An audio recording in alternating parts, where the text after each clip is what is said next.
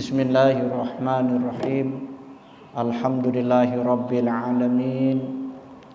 Assalatu wassalamu ala asrafil anbiya'i wal mursalin sayyidina wa maulana Muhammadin wa ala alihi wa sahbihi ajma'in, amma ba'du. Qala Allah ta'ala fi kitabihil karim, a'udzu billahi minasyaitonir rajim. Ya ayyuhalladzina amanuttaqullaha haqqa tuqatih wa la tamutunna illa wa antum muslimun. Shadaqallahul adzim. Allahumma arhamna bil Qur'an. Jamaah sekalian yang dimuliakan Allah Subhanahu wa taala, alhamdulillah, dari lubuk hati kita yang paling dalam mari kita haturkan puji dan syukur kehadirat Allah Subhanahu wa taala atas nikmat, rahmat dan karunia-Nya yang telah Allah berikan pada kita. Salawat dan salam kita sampaikan pada junjungan kita Nabi besar Muhammad sallallahu alaihi wasallam, pada keluarga, sahabat dan kita semua pengikutnya yang setia dan istiqomah di jalannya ila yaumil qiyamah. Jamaah sekalian yang berbahagia, insyaallah tidak lama lagi kita akan memasuki bulan Ramadan, bulan yang penuh berkah. Minimal ada 4 hal yang perlu kita persiapkan menghadapi Ramadan itu. Pertama adalah persiapan ruhiyah. Karena Ramadan itu di dalamnya kita berpuasa di siang hari, kemudian qiyamul lail, sholat tarawih, membaca Al-Quran. Maka ini yang harus kita perbanyak dalam persiapan bulan Ramadan itu. Minimal kita sudah berpuasa sunnah di bulan Sya'ban dan bahkan bulan-bulan sebelumnya, untuk melatih supaya kita tidak terkejut. Masih bisa ini kalau yang belum, Kamis, Senin, Kamis ini masih bisa nanti dilanjutkan. Ketika masuk Ramadan kita tidak terkejut lagi. Begitu juga kita biasa membaca Al-Quran, biasa sholat malam, sholat tahajud, witir, sehingga ruhiyah kita itu sudah terlatih. Yang kedua, persiapan ilmu. Jadi kita membaca berbagai referensi, buku-buku agama, hukum-hukum puasa Ramadan, fadilah-fadilah puasa, yang pada subuh kali ini nanti beberapa hal akan saya sampaikan. Yang ketiga, persiapan jasadiyah, menyiapkan fisik kita, misalnya dengan berolahraga dan seterusnya. Dan keempat adalah persiapan maliyah, harta kita untuk ibadah Ramadan, termasuk infak-infak di bulan Ramadan. 4 ini yang perlu kita persiapkan menghadapi bulan Ramadan itu. Dalam hadis riwayat Ahmad, Rasulullah SAW ketika masuk bulan Ramadan, beliau berpidato di hadapan sahabat-sahabatnya. Qad ja'akum syahrul mubarak, iftaradallahi alaikum siyamahu, tuftahu fihi abwabul jannah wa tughlaqu fihi abwabul jahim wa tughallu fihi syayatin, fihi lailatun khairum min alfi syahr, man hurima khairaha faqad hurim. Akan datang pada kalian bulan yang penuh berkah, syahrul mubarak. Rasulullah menyebutkan Ramadan adalah syahrul mubarak, bulan yang penuh berkah. Maknanya adalah banyak bertambah kebaikan-kebaikan di bulan itu. Ziyadatul fi khair, bertambahnya kebaikan-kebaikan di bulan Ramadan. Bahkan beberapa hadis menyebutkan setiap kebaikan, wal hasanatu bil asri amsalihah, setiap kebaikan dilipat gandakan oleh Allah dengan 10 kali lipat. Tuftahu fihi abwabul jannah, di bulan Ramadan itu dibuka pintu-pintu surga.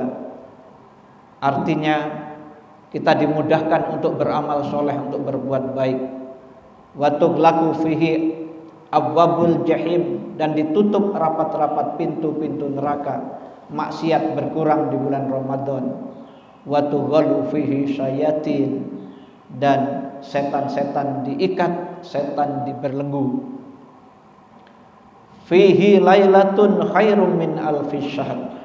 Di dalam bulan Ramadan ada satu malam yang lebih baik daripada 1000 bulan, yang terkenal dengan Lailatul Qadar, malam 1000 bulan, yang dinanti-nanti oleh seluruh umat Islam.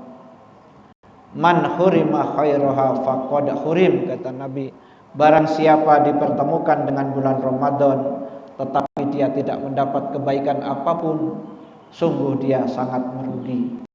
Karena itu jemaah sekalian, kita berdoa mudah-mudahan kita dipertemukan dengan bulan Ramadan itu, dan akan kita isi dengan berbagai ibadah yang bermakna di dalamnya. Banyak orang menginginkan bertemu dengan bulan Ramadan tetapi sudah terburu dipanggil oleh Allah Subhanahu wa taala. Maka sungguh berbahagia orang-orang yang dipertemukan dengan Ramadan itu dan dapat mengisi berbagai aktivitas ibadah di dalamnya. Beberapa hadis yang lain menyebutkan bahwa kullu amali ibni adam lahu illa syiyam fa innahu li wa ana ajzi bih. Semua amalan anak cucu Adam itu untuk dia kecuali puasa.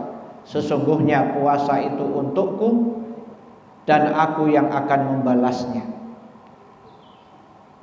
Semua amalan anak cucu Adam untuk dia kecuali puasa. Sesungguhnya puasa itu untukku dan aku yang akan membalasnya. Karena itu berapa balasan orang yang berpuasa? Hanya Allah yang membalasnya. Kita tahu kalau kita sholat 5 waktu berjamaah itu pahalanya 27 kali lipat. Kita sholat di Masjidil Haram 100.000 kali. Kita sholat di Masjid Nabawi 1000 kali, jelas disebutkan di situ. Kita berinfak, bersedekah dilipat gandakan 700 kali lipat. Tetapi khusus untuk ibadah Ramadan, ibadah puasa, asyamu li wa ana ajzi bih. Puasa itu untukku, kata Allah, puasa itu untukku dan aku yang akan membalasnya. Balasannya tergantung dari kualitas ibadah yang kita lakukan. Jemaah sekalian yang berbahagia, karena itu Imam Ghazali itu menyebut bahwa puasa orang itu ada terbagi 3. Mari kita niatkan, mudah-mudahan tahun ini nanti Ramadan kita adalah Ramadan yang terbaik, ya. Kata Imam Ghazali, orang yang berpuasa itu ada 3 macam. Pertama disebut dengan puasa awam, yaitu puasa pada umumnya. Kebanyakan orang yang dia hanya menahan diri dari makan dan minum di siang hari dan hubungan suami istri mulai terbit fajar sampai terbenam matahari, tapi mohon maaf, kadang-kadang anggota badannya tidak ikut berpuasa. Lisannya kadang-kadang masih suka membicarakan orang lain, matanya melihat yang dilarang Allah, tangannya mengambil yang bukan haknya, kakinya melangkah ke tempat-tempat yang tidak diridhoi Allah. Maka itu disinyalir oleh Rasulullah, kam min shaimin laisa lahu min siyamihi ilal ju' wal atos. Betapa banyak orang yang berpuasa tetapi dia tidak dapat apa-apa dari puasanya itu kecuali hanya dapat lapar dan haus saja. Kita berhindar, memohon dihindari oleh Allah, terhindar dari yang seperti ini. Yang kedua itu disebut dengan puasa khawas, puasa khusus. Puasa khusus yaitu di samping menahan diri dari makan dan minum dan hal-hal yang membatalkan puasa, dia juga menahan seluruh anggota tubuhnya dari hal-hal yang dilarang oleh Allah Subhanahu wa taala. Matanya ikut berpuasa, tidak melihat yang dilarang Allah. Telinganya ikut berpuasa, tidak mendengar yang dilarang Allah.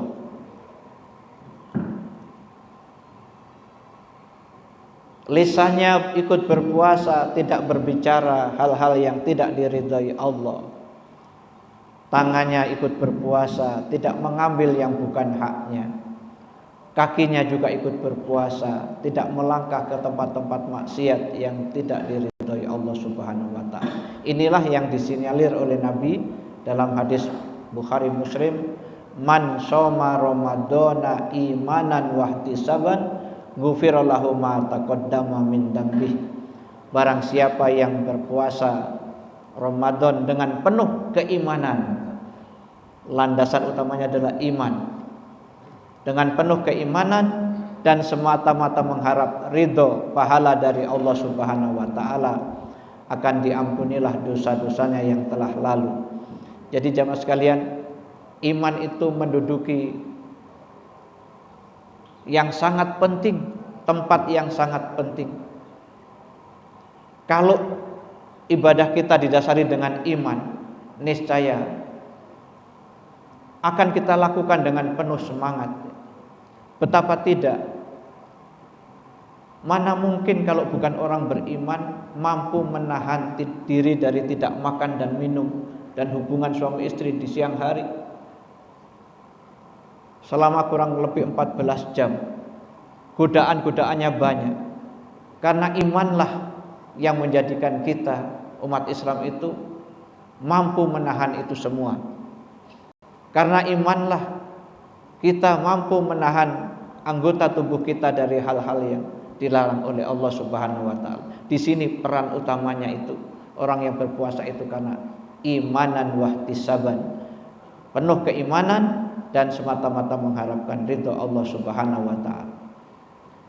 Adapun yang ketiga, kata Imam Ghazali, ada puasa khawasul khawas, super khusus yang paling tinggi.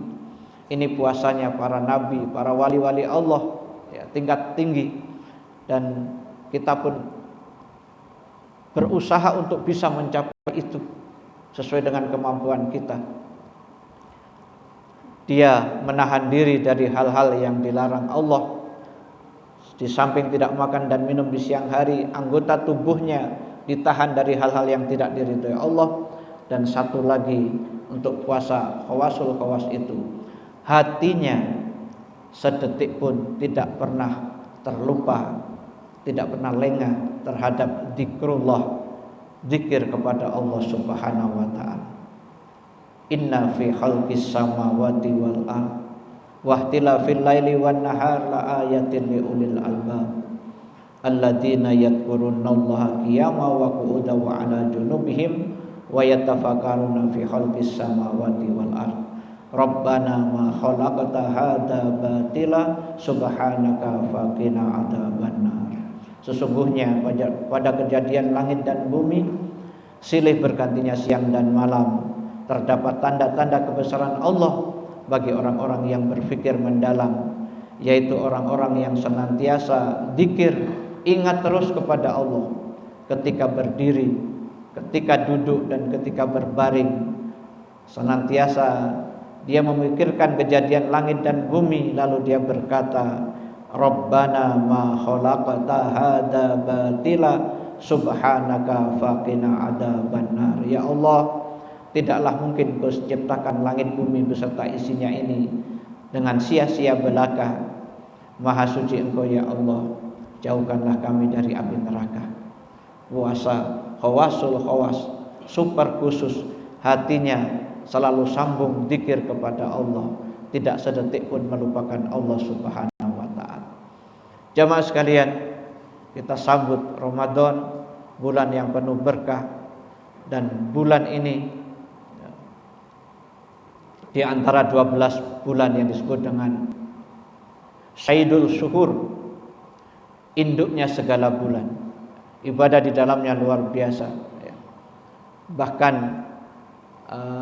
disiapkan di hadis lain disebutkan disiapkan pintu surga khusus untuk orang yang berpuasa. Inna fil jannati baban yuqalu lahu rayyan tadkhulu minhu shaimuna la yadkhulu minhu ghairuhum. Sesungguhnya di dalam surga ada satu pintu yang disebut dengan Ar-Rayyan. Pintu itu diperkenankan masuk ke dalam pintu Ar-Rayyan itu orang-orang yang berpuasa, dan selain orang yang berpuasa tidak diperkenankan untuk masuk ke dalamnya. Ada pintu surga yang pintu VVIP untuk kita, orang yang berpuasa dengan sungguh-sungguh. Lis-shaimi farhatan, farhatun inda iftarihi wa farhatun inda liqa'i rabbih. Bagi orang yang berpuasa disiapkan oleh Allah dua kebahagiaan. Pertama, bahagia ketika berbuka, dan orang yang berpuasa itu akan berbahagia ketika nanti berjumpa dengan Tuhannya, berjumpa dengan Allah Subhanahu wa taala. Itulah beberapa hadis yang mudah-mudahan memotivasi kita ya, untuk beribadah, menyiapkan diri sejak sekarang dalam memasuki bulan Ramadan nanti. Mudah-mudahan sekali lagi Allah berikan kekuatan pada kita untuk dapat menjalankan. Kita pertama kita mohon kepada Allah seperti doa-doa kita yang sering kita panjatkan. Allahumma barik lana fi Sya'ban wa balikna Ramadan. Ya Allah, berkahilah kami di bulan Sya'ban dan pertemukanlah kami di bulan Ramadan. Demikian Bapak Ibu sekalian yang dapat saya sampaikan. Sudah masuk waktu syuruk, nanti kita sholat 2 rakaat yang pahalanya seperti haji dan umroh yang ditunaikan dengan sempurna. Terima kasih atas perhatiannya. Mohon maaf ada segala kekurangannya. Kita akhiri dengan doa kifaratul majelis dan hamdalah. Subhanakallahumma wa bihamdika asyhadu an la ilaha illa anta astaghfiruka wa atubu ilaik. Walhamdulillahirabbil alamin. Billahi taufiq wal hidayah. Assalamualaikum warahmatullahi wabarakatuh.